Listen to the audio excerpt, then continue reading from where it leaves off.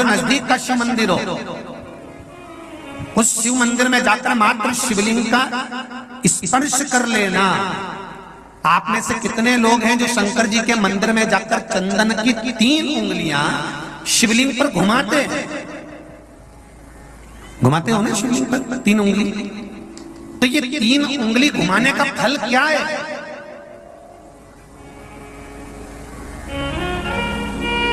क्या फल है? इस शिवलिंग पर ये 3 उंगली घुमाई जाए तो इसका फल क्या है? तो आपको लगेगा भगवान शंकर को त्रिपुंड लगाना है। बोलो सही है गलत है? आप तो यही सोचोगे ना कि शिव जी को त्रिपुंड लगाया गया है, पर नहीं। शिव महापुराण की कथा कहती है, ओम शिव महापुराण की कथा ये सागर में जो चल रही है, इसमें आप अगर विद्धेश्वर संहिता को या पार्वती खंड को निकालोगे या आप स्कंद पुराण का या लिंग पुराण की कथा को उठाकर देखोगे तो उसमें वर्णन आता है जब कोई पुरुष, नारी या बच्चा अगर चंदन लेकर गया है, अष्टगंध लेकर गया है या जल चढ़ाने के बाद चंदन भी नहीं है, अष्टगंध भी नहीं है, लाल चंदन भी नहीं है और मात्र उंगली से 3 लाइन खींचता है, उसका मतलब त्रिपुंड लगाना नहीं होता। उसका मतलब होता है कि उसने एक पार्थिव शिवलिंग का निर्माण कर पूजन कर ली है। यह फल प्राप्त, उसका फल ये प्राप्त होता है।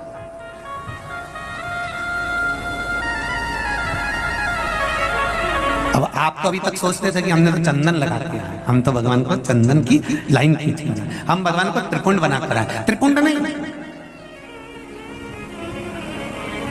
भगवान शंकर को आपने त्रिपुंड लगाया वो अपनी जगह पर है, पर भगवान शंकर को जो आपने 3 लाइन खींची है, हाथ का जो स्पर्श कर घुमाया है, इससे पार्थिव शिवलिंग के निर्माण का फल प्राप्त हो जाता है।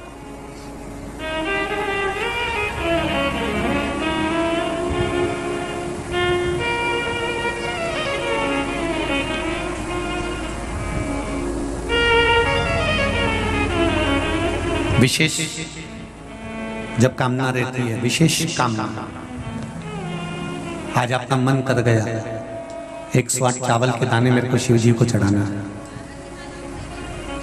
108 चावल के दाने मुझे शंकर भगवान को चढ़ाना। विशेष आज आपके मन में कोई मनोरथ बड़ा है, कोई कामना बड़ी है और बाबा से आपने विनती करी कि मेरा ये कार्य अटक रहा है, आप पूरा करोगे, मुझे विश्वास है।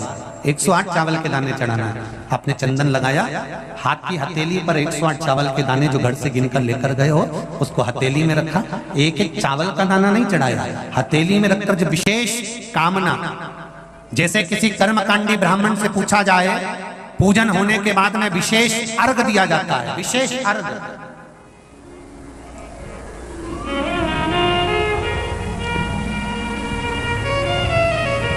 उसी तरह विशेष कामना के लिए जो महापुराण की कथा चल रही है बार बार नहीं मिलेगा। और जितने लोग आस्था पर सुन रहे हैं, जितने लोग फेसबुक यूट्यूब पर सुन रहे हैं, वो भी ध्यान लगा।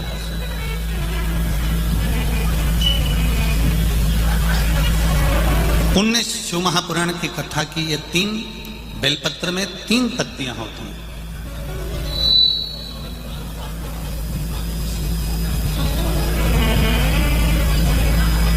ये 3 पत्तियां शिव महापुराण की कथा कहती है। जब हम देवाधिदेव महादेव को समर्पित करते हैं, जब हम भगवान शंकर को ये 3 पत्तियां समर्पित करते हैं, तो हमारा वर्तमान, हमारा भविष्य और हमारा पूर्व का किया हुआ जो भाग है वह भी केवल एक बेलपत्र जब हम भगवान शंकर को समर्पित करते हैं तो हमारा वर्तमान, हमारा भविष्य और हमारा भूत जो निकल गया वो तीनों ही भगवान शिव उसको संवार देते हैं।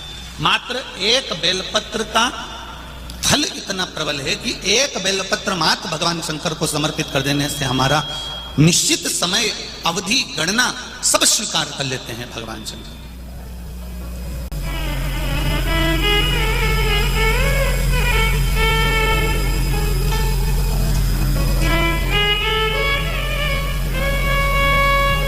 एक बेलपत्र की 3 पत्तियां नहीं है। एक बेलपत्र में जो ब्रह्मा विष्णु महेश हैं, एक बेलपत्र में जो हमारा जीवन है, एक बेलपत्र में जो हमारे देवाधिदेव महादेव विराजमान है, एक बेलपत्र में जो माँ जगज्जननी दुर्गा भवानी विराजमान है, एक बेलपत्र में जो नारायण लक्ष्मी विराजमान है, एक बेलपत्र में जो ब्रह्मा ब्रह्माणी विराजमान है, एक बेलपत्र के अंतर्गत जो मेरे देव अधिदेव महादेव की 64 योगनियां विराजमान है।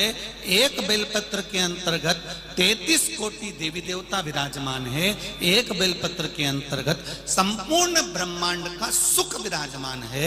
वो बेलपत्र कोई साधारण नहीं होती। शिव को चढ़ा देने पर वो बेलपत्री का सुख हमारे जीवन पर्यंत।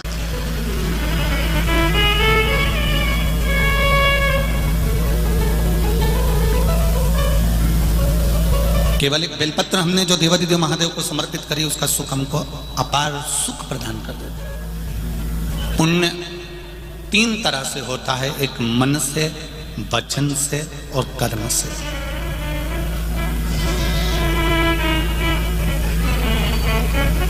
अब जरा ध्यान देना,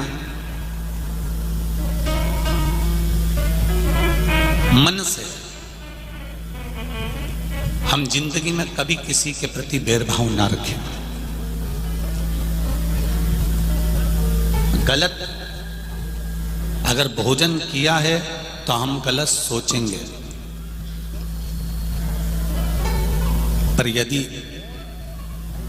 भोजन करने के बाद भी हमने अगर भगवान के चरणारविंद का मात्र थोड़ा सा चरणोदक, थोड़ा सा अमृत तत्व ग्रहण कर लिया है, तो जो हमने भोजन ग्रहण भी करा है और मालूम पड़े कोई गलत जगह का भोजन कर लिया है और हमने शंकर भगवान पे चढ़ा हुआ वो जल थोड़ा सा हमने पी लिया है, तो हमारे भीतर अगर गलत भोजन चले भी गया है तो ये निश्चित है उस भोजन को शिव का चढ़ा हुआ चरणों तक पवित्र कर देता है, गंगा का जल मानकर उसको शुद्ध कर देता है।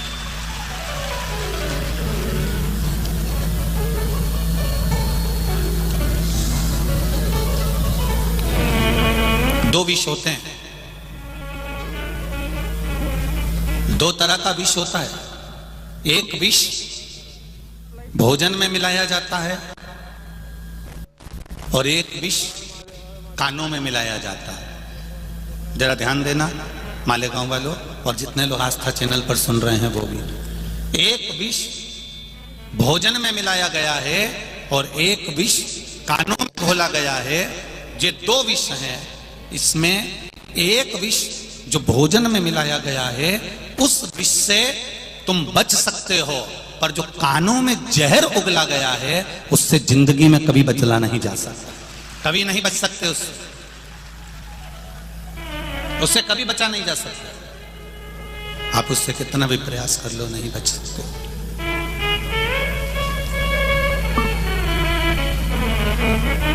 भोजन का विष निकल सकता है